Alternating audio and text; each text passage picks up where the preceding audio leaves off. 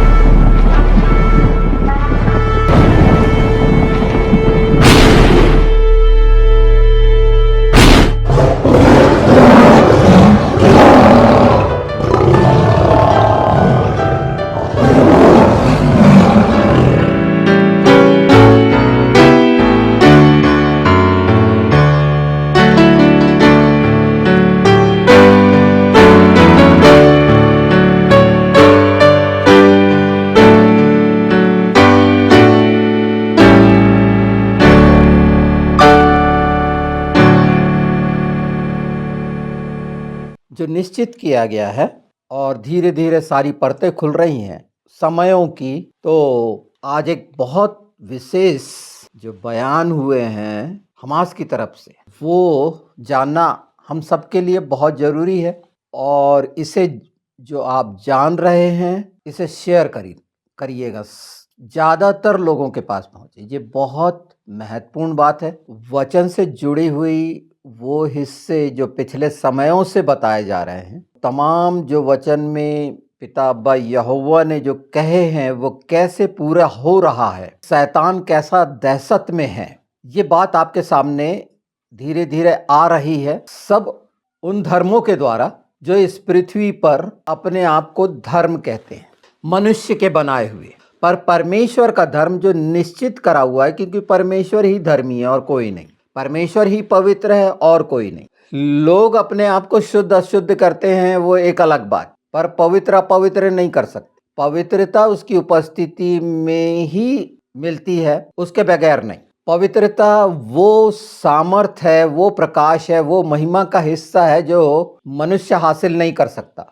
तो जो हमास ने कहा, हमास के एक लीडर ने 100 दिन बाद कि इज़राइल पर हमास ने आक्रमण क्यों करा, 100 दिन बाद बोल रहा है, तो सोचिए बहुत सारी विचार आएंगे आपके सामने 100 दिन बाद ये बात। और इतनी अजीब बात, और वो बात है लाल बछिया से जुड़ी हुई। लाल बछिया मसीही लोग, क्रिश्चियन लोग इसको बहुत अच्छे से जानते हैं, यहूदी लोग जानते हैं, इसके अतिरिक्त नहीं जानता, दूसरा जानता ही नहीं। जितने हैं बलिदान को जानते हैं और बलिदान करते हैं, जानवरों का, पशुओं का बलिदान होता है, सब में होता है, और यहाँ तक कि प्रसाद भी मांस का बांटा जाता है। तो इनकार नहीं कर सकते। ये बहुत सारे जो वेज नॉन वेज की बात करते हैं, उनका कैसा झूठ है या किस अंधेरे में है। पर बलिदान इब्रानी 9 है, जिसमें बहुत स्पष्ट है कि छुटकारा या उद्धार या पाप की माफी खून के बलिदान के बगैर नहीं है। और यही सब मानसिकता में सबके है, पर उस बलिदान को भूल जाते हैं जो प्रभु यीशु का है। शैतान ने इनको कैसा अंधा कर रखा है कि जानवरों के खून पर विश्वास करते हैं, पर परमेश्वर के खून पर नहीं।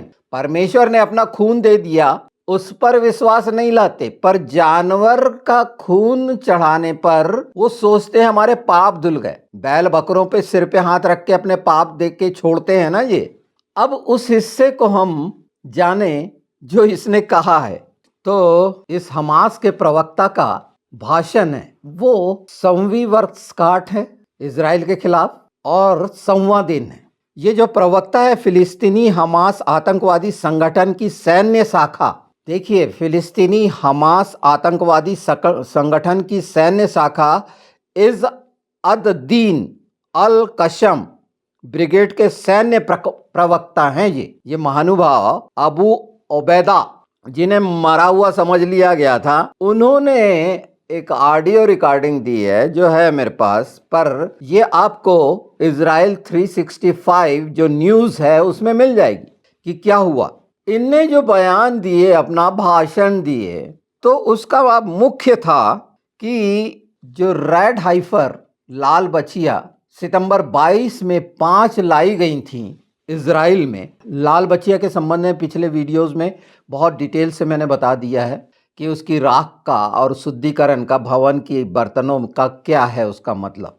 पवित्र शास्त्र में ये सब बातें बड़ी स्पष्ट हैं। पर ये व्यक्ति और ये पूरा इस्लाम को मानने वाला जो मोहम्मद को बोलते हैं कि वो घोड़ा भी नहीं था, खच्चर भी नहीं था, और मोर और पता नहीं क्या क्या लिखा हुआ है यहाँ पर, यानी 682 ईस्वी में उम्मयद खलीफा द्वारा बनाए गए मिथक का जिक्र करता है। ये मिथक जो बनाया गया उसका जो झूठ है। अल अक्सा जो मस्जिद है वहां पर यरूशलेम में, जिसका मतलब होता है आगे की मस्जिद, मोहम्मद को एक चमत्कारी रात भर की यात्रा में अल बुराक द्वारा नष्ट किए गए यहूदी मंदिरों के स्थान पर ले जाया गया था। एक जादुई घोड़ा जिसका सिर एक महिला का था, पंख एक बाज के थे, एक मोर की पूंछ थी और खुर पहुंचे हुए थे क्षैतिज तक। उसने घोड़े को टेम्पल माउंट की पश्चिमी दीवार से बांध दिया और वहां से देवदूत गैब्रियल के साथ 7वें आसमान पर चढ़ गए। ये 7वां आसमान, ये तमाम झूठ, यानी जो चुराया था मोहम्मद ने, जो जाना था यहूदी और क्रिश्चियन के द्वारा, क्योंकि इन्हीं के बीच में रहता था, और शैतान की गिरफ्त में इब्लिस की फंस के जो खतीजा थी जिससे उसने शादी किया था, सिर्फ पैसे की लालच के कारण, कि कुछ नहीं था 40 उम्र तक, कुछ भी नहीं। हाँ, उसको मानने वाले जो हैं क्यों मान रहे हैं ये बहुत स्पष्ट है, क्योंकि वासना से भरे हुए हैं, वो सारी घिनौनी उन चीज़ों से भरे हुए हैं जो झूठ है पर उनको सच लग रही है। और तमाम झूठ, बहुत सारे चैनल हैं जो एक्स मुस्लिम के हैं, और इसमें मुख्य जो क्रिश्चियन प्रिंस जैसे चैनल्स, इनकी पूरी सच्चाइयाँ जो झूठ हैं वो आ रही हैं और बहुत से लोग छोड़ रहे हैं। हाँ, ये कुछ जो आतंकवादी, तो ये कहता है ये जो लाई गई थी लाल बचिया, क्योंकि तीसरे मंदिर का निर्माण होना है, ये निश्चित है, मेनोरा वगैरह सब, बर्तन वगैरह सब बन गए, और रोम ने भी ये निश्चित किया कि वो बातें जो वहां पर रखी हुई हैं, उन लोगों ने जब वहां से छीन के ले गए थे वो वापस कर दें। ये सब चल रहा है, संसार में बहुत सारा घटित हो रहा है। तो ये जो व्यक्ति है कौन सी दिशा दे रहा है, देखिए कि वो बलि नहीं होना चाहिए। अल-अक्सा मस्जिद वो हो जाता, हजारों लाखों मस्जिदें बुलडोजर के नीचे आ गई। मक्का मदीने का हाल क्या हो रहा है, जहां अब स्त्रियां घूम रही हैं बिना बुरखे के, नकाब के, सारा कुछ खुला हो रहा है, क्योंकि झूठ सामने आ रहा है तो ये अपने झूठों को बचा रहे हैं। तो वहां पर बलिदान ना हो, तो वो बलिदान क्यों मुख्य है? तीसरे मंदिर का निर्माण और वो शुद्धिकरण क्यों मुख्य है? इसलिए कि वो समय नजदीक आ गया है। ये शैतान बहुत अच्छे से, हमसे ज्यादा अच्छा समझता है ना, इसलिए हमास वालों को पहले पता चला कि नहीं, अब वो ऐसा हो जाएगा तो वो बातें पूरी हो जाएंगी। यानी जो इब्रानी में लिखी हुई हैं, तोरा में लिखी हुई हैं, इनके लिए अहले किताब है, वो पूरी होनी है। मैं इसीलिए कह रहा हूं कि ये सब तक पहुंचाइए, ये कि ये वो बात है जो शैतान ने गिरी हुई हरकत की, वो बलिदान ना हो इसीलिए रेप किया, महिलाओं के साथ कुकृत्य किया, हजारों बच्चे बुजुर्गों को कत्लेआम कर दिया। एक षड्यंत्र के तहत सब फिलिस्तीनी जो वहां काम करते थे मिलके ये काम कर। अब गाजा जो चौरस होने जा रहा है, इसके बाद लेबनान चौरस होने जा रहा है, इसके लिए बहुत से चैनल बहुत सी बात कर सकते हैं, पर परमेश्वर का वचन जो आमोस 1 में है वो पूरा होना है। और एदोमी के क्या हाल होंगे ये भूल जाइए, ये वो समय है, और उस पर ये सील लगा रहा है। ये जोबादा जो है, क्या नाम है इसका, अल ओबैदा, ये रोक लेंगे परमेश्वर की। अल कुद्दुस बोलते हैं जिसको हम होली स्पिरिट बोलते हैं।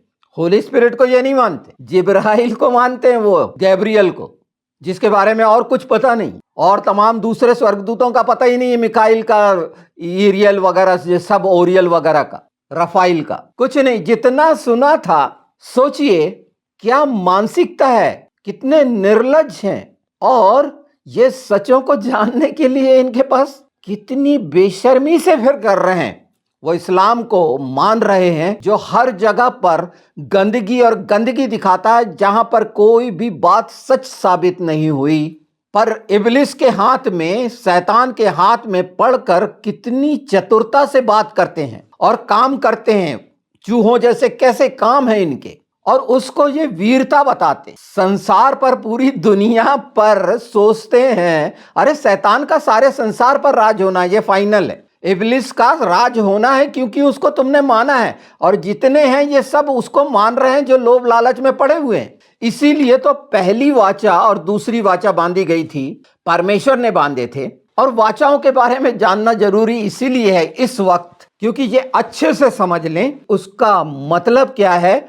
जो हम देखते हैं व्यवस्था विवरण 28 और 29 में इसको बहुत अच्छे से बताया गया है। पर उसके पहले ये व्यवस्था विवरण 28, 29, 30 और खासकर ये जो आशीष और श्राप के विषय में जो कहा गया है, पर उसके पहले मैं पढ़ देता हूं क्योंकि शुद्ध अशुद्ध के बारे में है।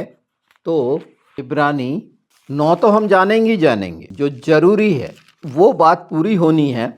मैं 8 का 8 से पढ़ दे रहा हूं, बल्कि 7 से, क्योंकि यदि वो पहली वाचा निर्दोष होती तो दूसरे के लिए अवसर न ढूंढा जाता, पर उन पर दोष लगाकर कहता है यहां पर। और एक छोटी मानसिकता के जो है ना समझी है, तो बोले पहली जो वाचा थी वो दोषपूर्ण थी। नहीं, मनुष्य इस योग्य नहीं था, मनुष्य दोषपूर्ण था कि वो पहली वाचा को पूरा नहीं कर सका था। इसलिए प्रभु यीशु का आना जरूरी हो गया था। नहीं तो अगर ये पहली वाचा को पूरा कर चुके होते इजरायली, तो प्रभु यीशु का आना या हमारा उद्धार नहीं होता। आगे पढ़ते हैं। प्रभु कहता है, देखो वे दिन आते हैं कि मैं इजराइल के घराने के साथ और यहूदा के घराने के साथ नई वाचा बांधूंगा। यह उस वाचा के समान न होगी जो मैंने उनके बाप दादाओं के साथ उस समय बांधी थी, जब मैं उनका हाथ पकड़कर उन्हें मिस्र देश से निकाल लाया, क्योंकि वे मेरी वाचा पर स्थिर न रहे, इसलिए मैंने उनकी सुधि न ली। प्रभु यही कहता है। फिर प्रभु कहता है, जो वाचा मैं उन दिनों के बाद इजराइल के घराने के साथ बांधूंगा वह यह है कि मैं अपनी व्यवस्था को उनके मनों में डालूंगा और उससे उनके हृदय पर लिखूंगा, और मैं उनका परमेश्वर ठहरूंगा और वो मेरे लोग ठहरेंगे। और हर एक अपने देश वाले को और अपने भाई को यह शिक्षा ना देगा कि तू प्रभु को पहचान, क्योंकि छोटे से बड़े तक सब मुझे जान लेंगे, क्योंकि मैं उनके अधर्म के विषय में दयावंत होऊंगा और उनके पाप को फिर स्मरण ना करूंगा। तो ये नई वाचा जो है, जिसे हम बहुत अच्छे से देख और समझ सकते हैं, और इसकी अगर हमें डिटेल चाहिए तो हमें मिल जाएगी इसकी, जो एक्सोडस 24:7 में है। मत्ती 26:26 देखिएगा, लूका 22:19, और जो मैंने पढ़ा ये 8 से 13 तक। डिटरोनॉमी जो है 1 से 29 का जरूर पढ़िए, और 30:1-20। पर अब मैं आपको एक वो हिस्सा और पढ़कर सुना देना चाहता हूं जो एजकेल 36:24 में है। ये एजकेल 36:24। इन सब बातों को सिलसिलेवार इसलिए समझिए, वो बलिदान जो होना है, प्रभु यीशु का बलिदान, जो अभी हम इब्रानी 9 में देखेंगे, हैकल का, सिनेगॉग का, मंदिर का और स्वर्गीय मंदिर का, उस हिस्से को इसलिए जानना जरूरी है, और उसमें लाल बछिया का मतलब क्या है। तो मैं 36 एजकेल 24 में, मैं तुमको जातियों में से ले लूंगा और देशों में से इकट्ठा करूंगा और तुम को तुम्हारे निज देश में पहुंचा दूंगा। मैं तुम पर शुद्ध जल छिड़कूंगा और तुम शुद्ध हो जाओगे, और मैं तुमको तुम्हारी सारी अशुद्धता मूर्तों से शुद्ध करूंगा। मैं तुमको नया मन दूंगा और तुम्हारे भीतर नई आत्मा उत्पन्न करूंगा, और तुम्हारे देह में से पत्थर का हृदय निकालकर तुमको मांस का हृदय दूंगा। मैं अपना आत्मा तुम्हारे भीतर देकर ऐसा करूंगा कि तुम मेरी विधियों पर चलोगे और मेरे नियमों को मानकर उसके अनुसार करोगे। परमेश्वर का ये वादा, और आज इजराइल में वो सारी बातें हम देखते हैं, और जो नहीं हुई उनके नतीजे भी हम देख रहे हैं क्या हुआ। पर शैतान की चालाकी जो हमास और इस्लाम से जुड़ी हुई है, वो बहुत अच्छे से इस बात को जान गए हैं और सोचते हैं रोक लेंगे, परमेश्वर के काम को रोक लेंगे। कब रोका गया? ये हर समय तो कूटते रहे, जिन्होंने इब्लिस का साथ दिया, और ऐसी कई प्रजाति हित्ती से लेकर नाश हो गई, मटिया मेट हो गई, अगर तोरा जानते हैं, तनाख जानते हैं, तो ये तमाम बातें बड़ी स्पष्ट ऐतिहासिक प्रमाण के साथ हैं। मैं उन नास्तिकों की बात भी नहीं कर रहा जो डार्विन के सिद्धांत को मानते हैं, पर वो ये नहीं जानते कि डार्विन ने आखिरी वाक्य क्या कहे कि वो सब कितनी गलत फहमियों में था। वो ये जान गया था कि डार्विन को अगर पढ़े हैं तो उसका लास्ट ओपिनियन पढ़िए।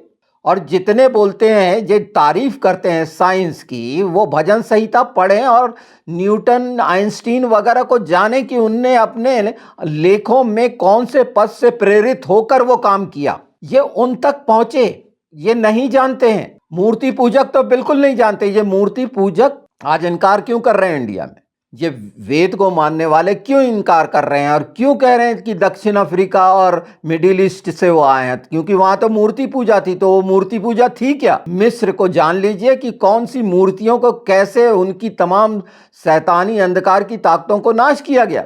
अपने आप को बताना, बिल्कुल आप जो चाहे अपने आप को कहें, आपका धर्म जो तो आपने बनाया है उसको आपको कैसा करना है, ये तो चल रही है उतल पुतल। 22 तारीख की कितनी भयानक उतल पुतल है और ये सब चीजें सामने आ गई हैं, लोग जानने लग गए हैं और अपने आप को जबकि जान नहीं रहे हैं। संसार का रचयिता इनके साथ क्या करने वाला है? पिछले समय में मैंने बताया कि ये सब आम गुलाम बनाने वाली प्रक्रिया तमाम संगठन कर रहे हैं, चाहे वो राजनैतिक हो, सामाजिक हो, कोई संगठन हो। उसमें एक अपने आप को बॉस बनाना चाहता है और आधीनस्थ में बहुत सारी चीजों को रखना चाहता है कि उसके फॉलोअर रहें। और ये कर्म कांड हो रहा है। छोटे बड़े सब पहचान लेंगे कि परमेश्वर क्या है। अब हम 9 देख लेते हैं, इब्रानी 9। पवित्र तंबू की बात कही है और मैं 11 से पढ़ देता हूँ। इसकी डिटेल आपको मालूम है, पर मैं पढ़ के एक बार ये आपके चित्त में आ जाए। 9 का 11। परंतु जब मसीह आने वाली अच्छी अच्छी वस्तुओं का महायाजक होकर आया, तो उसने और भी बड़े और सिद्ध तंबू से होकर, जो हाथ का बनाया हुआ नहीं, अर्थात इस सृष्टि का नहीं, और बकरों और बछड़ों के लहू के द्वारा नहीं, पर अपने ही लहू के द्वारा एक ही बार पवित्र स्थान में प्रवेश किया और अनंत छुटकारा प्राप्त किया। क्योंकि जब बकरों और बैलों का लहू और कलोर की राख का अपवित्र लोगों पर छिड़का जाना शरीर की शुद्धता के लिए उन्हें पवित्र करता है, तो मसीह का लहू, जिसने अपने आप को सनातन आत्मा के द्वारा परमेश्वर के सामने निर्दोष चढ़ाया, तुम्हारे विवेक को मरे हुए कामों से क्यों न शुद्ध करेगा? तो इनके विवेक शुद्ध क्यों नहीं होते? ये लाइन स्पष्ट करती है कि जो अपने आप को बलिदान करके, जो जीवित खुदा है, हमारा परमेश्वर है, हमारा मसीह है, मुक्तिदाता, उद्धार करता, साफ साफ है, सच है और प्रमाणित है हर दृष्टि से कि क्रिश्चियन क्या हैं, यहूदी क्या हैं, इजरायली क्या हैं। ये सब जो इजराइल पर आक्रमण करेंगे, उसमें कोई भी देश नहीं बचेगा, ये सब मिलकर करेंगे। आप ये मत सोचिए कि इजराइल पर इंडिया आक्रमण नहीं करे। उसकी ढुलमुल पॉलिसी देख ही रहे हो, किसके साथ हो, किसके साथ ना हो, सबके साथ डिप्लोमेसी जैसा शब्द देकर षड्यंत्र और पाखंड के अलावा कुछ नहीं है। ये सिर्फ सोच रहे हैं, पर इन्हें ये नहीं मालूम, इनकी आंखें खुल जानी चाहिए। तो ये मरे हुए विवेक के कारण है। इसी कारण वह नई वाचा का मध्यस्थ है, ताकि उसकी मृत्यु के द्वारा जो पहली वाचा के समय के अपराधों से छुटकारा पाने के लिए हुई है, बुलाए हुए लोग प्रतिज्ञा के अनुसार अनंत मिरास को प्राप्त करें। क्योंकि जहां वाचा बांधी गई है, वहां वाचा बांधने वाले की मृत्यु का समझ लेना भी अवश्य है। इन बातों को मैं पढ़ दे रहा हूं और प्रभु यीशु की मृत्यु को समझ लेना आपको जरूरी है, क्योंकि ऐसी वाचा मरने पर पक्की होती है और जब तक वाचा बांधने वाला जीवित रहता है, तब तक वो वाचा काम नहीं होती। आप जितनी भी वसीयत देखेंगे संसार में, वो काम होती मरने के बाद, और जब तक वाचा बांधने वाला जीवित रहता है, तब तक वाचा काम नहीं होती। इसीलिए पहली वाचा भी बिना लहू के नहीं बांधी गई, क्योंकि जब मूसा सब लोगों को व्यवस्था की हर एक आज्ञा सुना चुका, तो उसने बछड़ों और बकरों का लहू लेकर पानी और लाल ऊन और जूफा के साथ उस पुस्तक पर और सब लोगों पर छिड़क दिया और कहा, यह उस वाचा का लहू है जिसकी आज्ञा परमेश्वर ने तुम्हारे लिए दी है। और इसी रीति से उसने तंबू और सेवा के सारे सामान पर लहू छिड़का। सच तो यह है कि व्यवस्था के अनुसार प्रायः सब वस्तुएं लहू के द्वारा शुद्ध की जाती हैं और बिना लहू बहाए पापों की क्षमा नहीं है। तो ये जान लीजिए कि लहू के बिना नहीं है। और मसीह का लहू, जो प्रभु यीशु मसीह नासरी का लहू एक ही बार जो बहाया गया और वो स्वर्गीय स्थानों में आगे देखे ना, इसलिए अवश्य है कि स्वर्ग में की वस्तुओं के प्रतिरूप इन बलिदानों के द्वारा शुद्ध किए जाएं, पर स्वर्ग में की वस्तुएं स्वयं उनसे उत्तम बलिदानों के द्वारा शुद्ध की जाती है, क्योंकि मसीह ने उस हाथ के बनाए हुए पवित्र स्थान में, जो सच्चे पवित्र स्थान का नमूना है, प्रवेश नहीं किया, पर स्वर्ग ही में प्रवेश किया, ताकि हमारे लिए अब परमेश्वर के सामने दिखाई दे। यह नहीं कि वह अपने आप को बार बार चढ़ाए, जैसा कि महायाजक प्रतिवर्ष दूसरे का लहू लिए पवित्र स्थान में प्रवेश किया करता है। नहीं तो जगत की उत्पत्ति से लेकर उसको बार बार दुख उठाना पड़ता, पर अब युग के अंत में एक ही बार प्रकट हुआ, ताकि अपने ही बलिदान के द्वारा पाप को दूर कर दे। और जैसे मनुष्यों के लिए एक बार मरना और उसके बाद न्याय का होना नियुक्त है,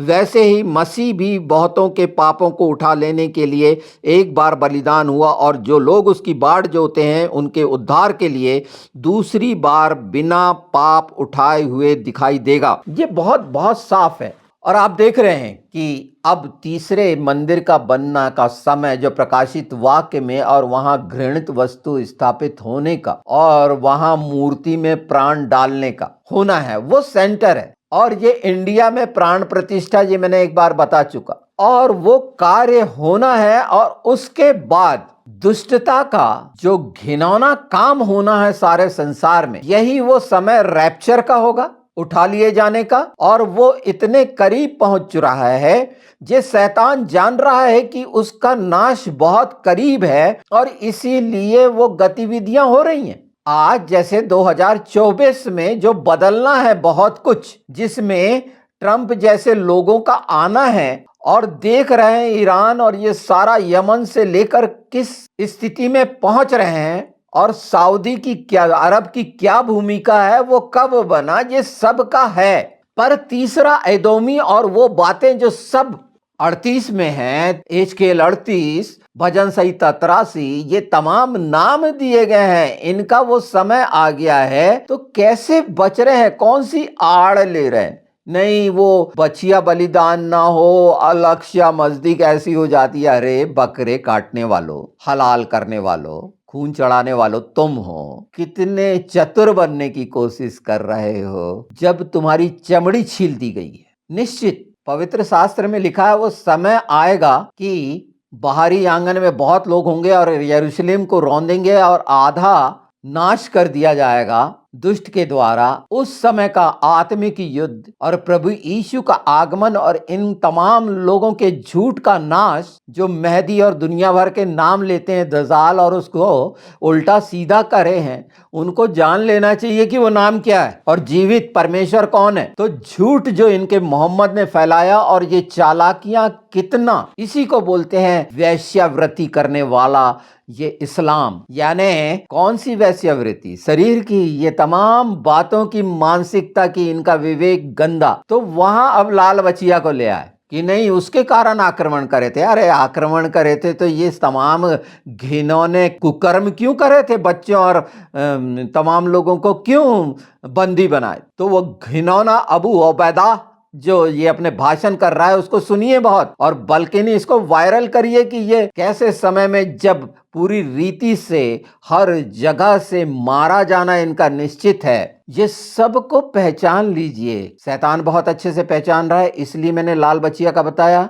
और पहली वाचा, दूसरी वाचा, ये इसलिए जानना जरूरी है कि ये आशीष, और इसको बहुत अच्छे से पहचान लेंगे आप। व्यवस्था विवरण 29 से 30 से जाने और पढ़ें इसको पूरा। और ये हमारे सामने आ गया, इनका जो जाहिलपन है, ये अपने आप को, जो ये अनपढ़ गंवार, एक ऐसी भाषा और एक ऐसी किताब जिसका कहीं ना कहीं भी सत्यता नहीं है, सिर्फ और हर जगह झूठ को, उसके बाद भी वो मानने वाले कैसे उस पर जेरा करते हैं, उस पर वाद विवाद करते हैं, अपने आप को कैसे पोस्ट करते हैं उस झूठ के सामने।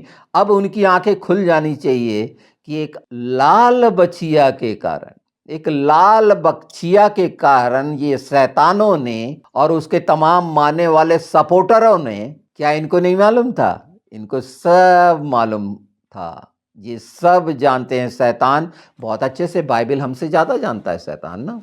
वो लूसीफर को ये गैब्रियल बना लेते हैं, है ना, जो इब्लिस बन के इनके जीवन में काम कर रहा है। इस वीडियो को शेयर जरूर करिए, जितना हो सके पहुंचाइए, क्योंकि ये एक ऐसा है जो इन घिनौनों के नंगेपनों को बहुत साबित करता है। और अब मैं अंतिम में तोराह की इस बात को, जो यहूदी बहुत अच्छे से जानते हैं इजरायली, हम उसमें इजराइल में शामिल हुए, आत्मिक इजराइल में, तो उसके लिए मैं 29 से 10 से पढ़ देता हूँ फिर एक बार। आज क्या वृद्ध लोग, ये मैं जो पढ़ रहा हूँ, ये वाचा में शामिल हुए हैं उस समय। और शामिल किस तरह हुए, हमने 9 को देख लिया, जो इब्रानी 9 और उसके साथ जुड़े हुए मैंने जितने तमाम रेफरेंस दिए हैं वो आप देखिए। निर्गमन 24:7 जरूर देखिएगा। और रोमियो की पत्री 10, उसमें से कुछ अंशों को हम देखेंगे, पर नोट कर लीजिए रोमियो 10:4 से 18 तक। अब मैं यहाँ से शुरू कर रहा हूँ। आज क्या वृद्ध लोग, क्या सरदार तुम्हारे मुख्य पुरुष, क्या गोत्र गोत्र के तुम सब इजरायली पुरुष, क्या तुम्हारे बाल बच्चे, स्त्रियां, क्या लकड़हारे, क्या पत्थर, क्या तेरी छावनी में रहने वाले परदेसी, तुम सब के सब अपने परमेश्वर यहोवा के सामने इसलिए खड़े हुए हो कि जो वाचा तेरा परमेश्वर यहोवा आज तुझसे बांधता है और जो शपथ वह आज तुझको खिलाता है उसमें तू साझी हो जाए, इसलिए कि उस वचन के अनुसार जो उसने तुझको दिया और उस शपथ के अनुसार जो उसने अब्राहम, इजाक और याकूब तेरे पूर्वजों से खाई थी, वह आज तुझको अपनी प्रजा ठहराए और आप तेरा परमेश्वर ठहरे। फिर मैं इस वाचा और इस शपथ में केवल तुमको नहीं परंतु उनको भी जो आज हमारे संग यहाँ हमारे परमेश्वर यहोवा के सामने खड़े हैं और जो आज यहाँ हमारे संग नहीं है, साझी करता हूँ। तुम जानते हो कि जब हम मिस्र देश में रहते थे और जब मार्ग में की जातियों के बीचों बीच होकर आ रहे थे, तब तुमने उनकी कैसी कैसी घिनौनी वस्तुएं और काठ, पत्थर, चांदी, सोने की कैसी मूर्तें देखी। इसलिए ऐसा ना हो कि तुम लोगों में कोई पुरुष या स्त्री या कुल या गोत्र के लोग जिनका मन आज हमारे परमेश्वर यहोवा से फिर जाए और वे जाकर उन जातियों के देवताओं की उपासना करें। फिर ऐसा ना हो कि तुम्हारे मध्य ऐसी कोई जड़ हो जिससे विष या कड़वा बीज उगा हो और ऐसा मनुष्य इस साप के वचन सुनकर अपने को आशीर्वाद के योग्य माने और यह सोचे कि चाहे मैं मन के हट पर चलूं और तृप्त होकर प्यास को मिटा डालूं तो भी मेरा कुशल होगा। यहोवा उसका पाप क्षमा नहीं करेगा, वरन यहोवा के कोप और जलन का धुआं उसको छा लेगा और जितने शाप इस पुस्तक में लिखे हैं वे सब उस पर आ पड़ेंगे और यहोवा उसका नाम धरती पर से मिटा देगा। ये बहुत साफ साफ है, यहाँ पर लिखा है। जो यहाँ खड़े हैं, जो यहाँ नहीं हैं, परदेसी हैं, छावनी में रहने वाले परदेसी, तुम सब के सब वो शामिल किया गया हमको, जो हम परदेसी हैं, हम इस देश में परदेसी हैं। ये चाहे कुछ करते रहे। और जो मूर्ति पूजक निकल के आई पूजा, जिससे आज ये पीछा छुड़ाना चाहेंगे अब, क्योंकि वो समय आता है, इन्हें ये भी नहीं मालूम कि प्राण प्रतिष्ठा में प्राण डाला जाएगा। इनको प्रकाशित वाक्य पढ़ना चाहिए और ये घटना घटेगी और फिर ये संसार में रहेंगे प्रताड़ित होने के लिए, महाक्लेश भोगने के लिए। उसके पहले उन तक ये बात जाए, इस पर जाने लोग, क्योंकि उन्होंने ये पढ़ा नहीं है, इसकी समझ नहीं है। आज वो क्यों बोल रहा है लाल बछिया के लिए, तो ये बात ऐसे नहीं हो रही। परमेश्वर प्रकट कर रहा है इन्हीं के भी द्वारा, चाहे कारण कुछ रहा हो। स्मार्ट बनने के लिए बोला जा रहा है और उसका नतीजा इस सब का खुलापन अगर हम देखें, रोमियो 10 देख लेते हैं हम। मैंने जो आपको बोला तो रोमियो 10 का थोड़ा सा हिस्सा देख लें, जो इस बात को और मजबूत करता है कि परमेश्वर कितना घृणा करता है मूर्ति पूजा से। लोग अपनी अपनी सफाई दे सकते हैं, बिल्कुल देना भी चाहिए और दे भी रहे हैं और जान भी रहे हैं और इनकार भी कर रहे हैं कि अब वो वेदों को मानने वाले हैं, सनातनी हैं और जो भी बोल रहे हैं हमारे हिंदुस्तान के भाई बहन। और पर उनको एक बार खुले हृदय से इस बात को देखें। ये धर्म विरोधी बातें नहीं हैं, क्योंकि इंसान का धर्म का मैं क्या विरोध करूं। ये तो रीति रिवाज हैं जो पूर्वजों से चले आ रहे हैं, जो ये सब मान रहे हैं, जो हम भी मानते। पर आज हम परमेश्वर को मानते हैं, उसके धर्म को मानते। परमेश्वर धर्म है और उसकी धार्मिकता में है। इसको अगर धार्मिकता को समझना है तो रोमियो पढ़ लीजिएगा।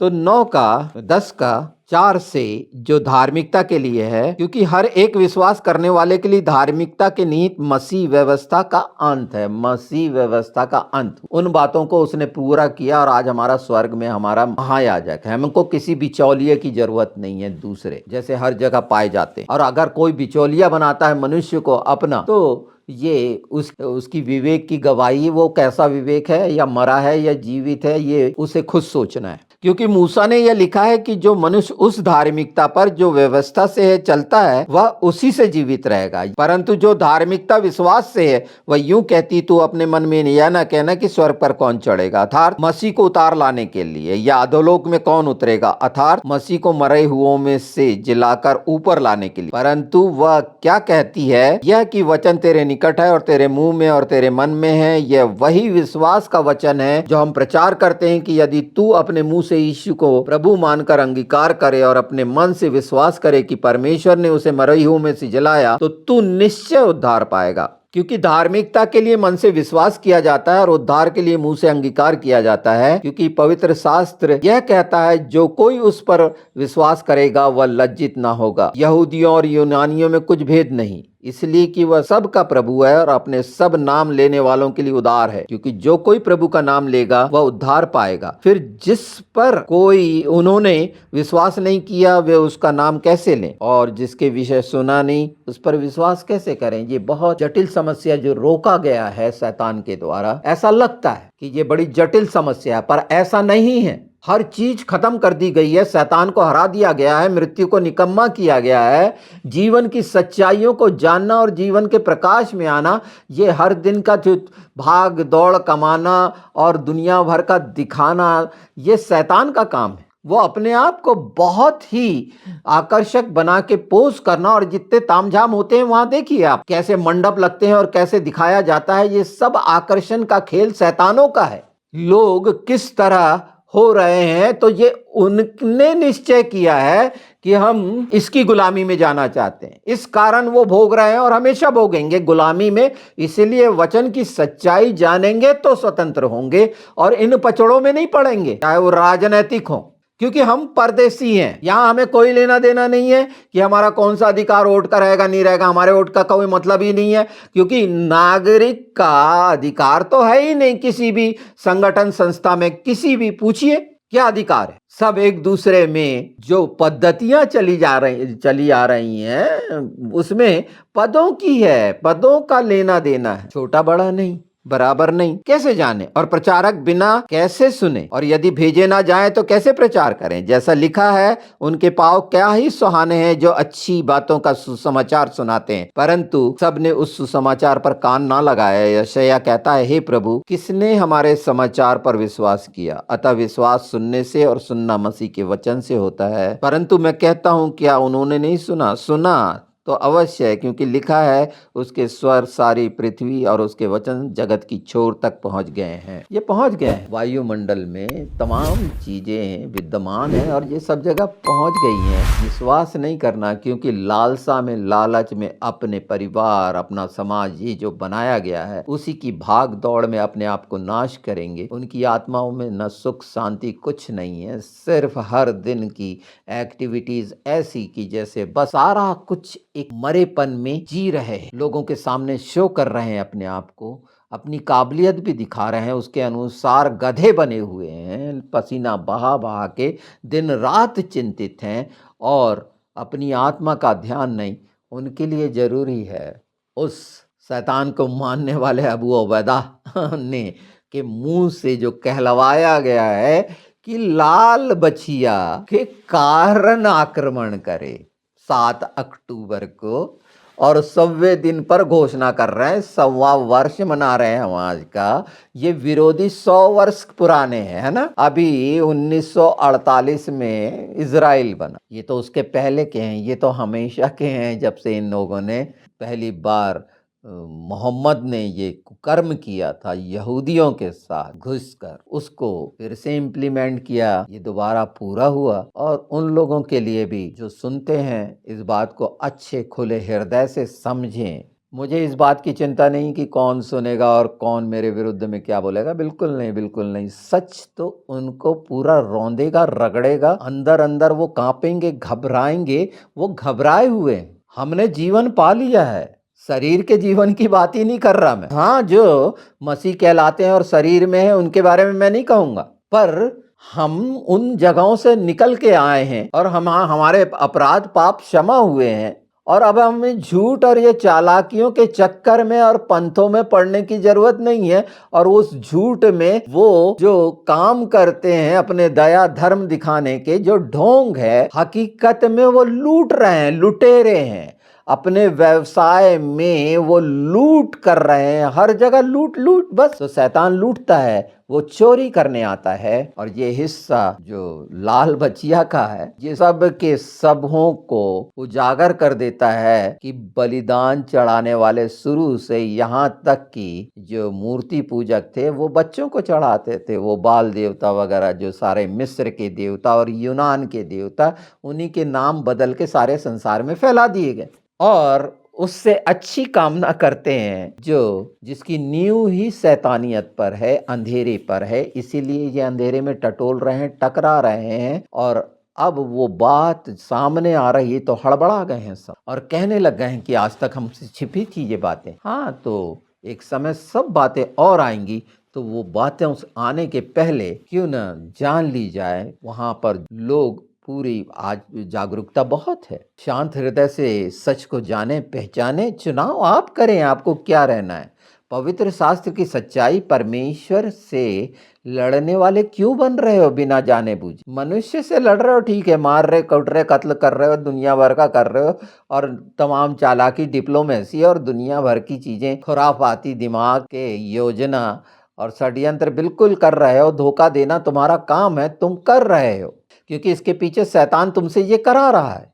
पर लाल बचिया को और अच्छे से समझ जाओ, और लाल बचिया को इसलिए समझ जाओ कि तीसरे मंदिर का निर्माण होना है, वो अलक्षा कहाँ रहेगी और वहाँ की तमाम वो डोम ऑफ द रॉक का क्या होगा, ये बचाने वाले जाने। जो पर हमारा बचाने वाला हमारा मसीह है, हमको किसी मंदिर को नहीं बचाना है, हमारे लिए कुछ नहीं। गारे का बना हुआ है जहाँ आराधना होती है। आराधना के लिए आकाश हमारा है और पृथ्वी हमारी है। हम खुले आसमान के नीचे आराधना करेंगे, हाथ उठाएंगे, स्वर्ग से सुनेगा, करेगा। तो ये भ्रम में पड़ने से ज्यादा अच्छा है, क्योंकि इस समय आत्मा से इंसान पुकारता है। इसलिए मैंने ये कहा है कि इन चीज़ों को पढ़ लीजिए कि वाचाओं का कितना गहरा मतलब है और उसमें आपने वाचा बांधा क्या, आप उसमें सहभागी हो रहे हैं क्या। वाचा एक ही तरफ से नहीं बांधी जाती और उसमें सच्चे ईमानदार आज्ञाकारी हैं तो ये अंतिम समय में निश्चित आपका छुटकारा है।